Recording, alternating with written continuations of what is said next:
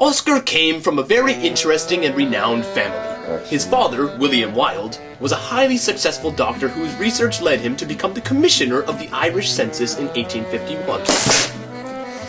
What? In 1864, he was knighted for his successful work and would later open up medical practices for free eye and ear treatment for the poor. Also, I believe he founded St. Mark's Hospital.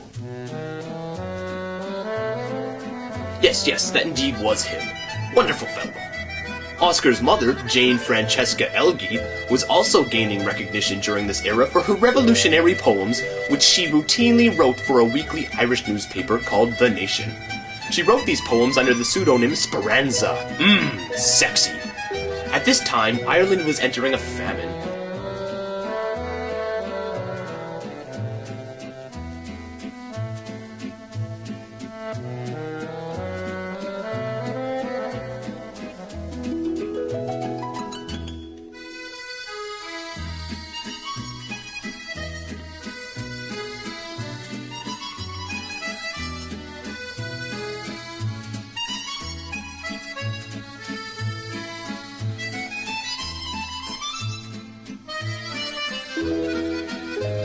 And as the famine worsened, the newspapers were shut down. Fortunately for Oscar's mother, she was also a gifted linguist, and translated the Gothic horror novel Sidonia the Sorceress, which, ironically, Oscar would later on come to study and use as inspiration for the darker elements of his work. Spooky. Ever since first attending the Portora Royal School at Enniskillen, Oscar excelled in his classics studies, and was rewarded for numerous top prizes in his classes, including a scholarship to attend Trinity College in Dublin. There, he also excelled in his classic studies and placed first in his exams, earning him the highest honor bestowed upon an undergraduate at the time, the Foundation Scholarship. From there, he transferred to Magdalen College in Oxford, continuing to excel in his classes despite his father's death in 1876.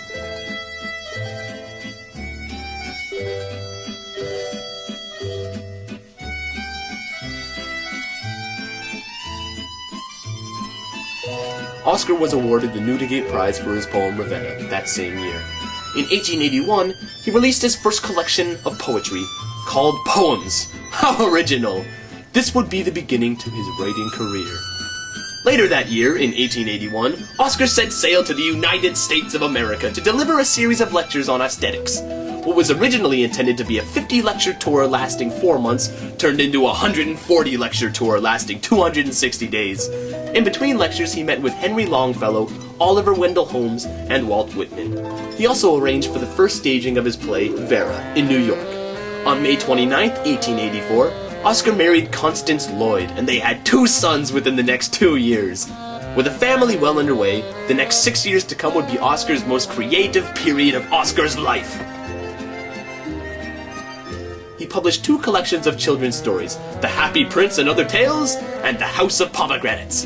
His first novel, The Picture of Dorian Gray, was released, and with it came a storm of political protest.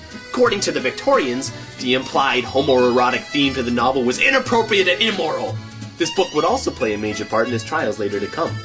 In 1892, Oscar's first major play, Lady Windermere's Fan, was opened and had huge critical and financial success. This further encouraged Oscar to continue to write plays, and shortly after he came out with A Woman of No Importance, An Ideal Husband, and The Importance of Being Earnest. These were all highly acclaimed plays, and firmly established Oscar as a playwright. In 1891, Oscar met a man by the name of Lord Alfred Bosie Douglas.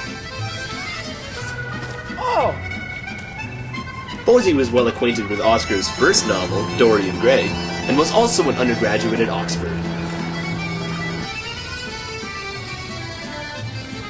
It was a match meant to be. They became lovers and were inseparable until Oscar's arrest 4 years later. He was convicted of gross indecency and was sentenced to 2 years in a hard labor prison. Why?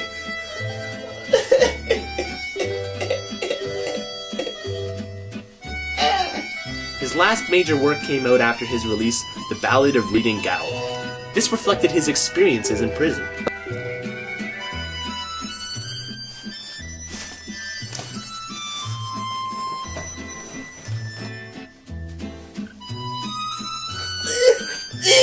Ew, a spider! No, let me out! Let me out of here! Oh.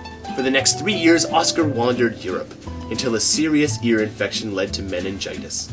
Oscar died as a result on November 30th, 1900.